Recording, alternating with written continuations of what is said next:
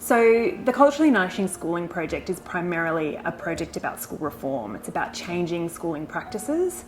And we know that we can't change the way education is done in these schools and in these communities if we don't harness our educational leaders in those school communities, because they're the ones making key decisions about school priorities, about school strategic planning, and about schooling budgets, which are really important.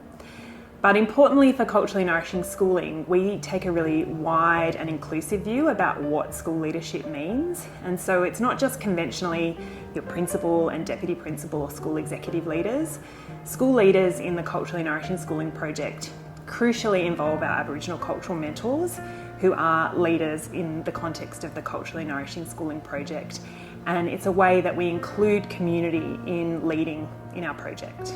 Look, the ultimate goal of the Culturally Nourishing Schooling Leadership Hub is to support our communities to work towards agreements or micro-treaties with their communities. So we want our schools to think of new ways of doing schooling that work for positive outcomes for all their students, but their Aboriginal students and families in particular. And so the Leadership Hub is there to support our schools on their journey towards engaging in that micro-treaty work. That looks different in every school community, but there's some really kind of big visioning that we can do with our schools and our leaders to support them as they work towards micro-treaties. They're learning from each other and recognising that, you know, for all their differences of context, there's some similarities that they all share. Different schools in the CNS project are at different stages of the experience, and so we have schools that are a bit further down the track sharing their knowledge and insights.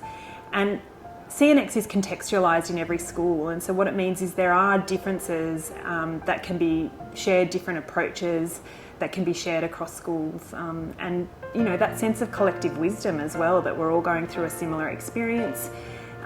They're all engaging in the culturally nourishing schooling strategy, so they have that commonality of purpose, of all wanting that same outcome for themselves.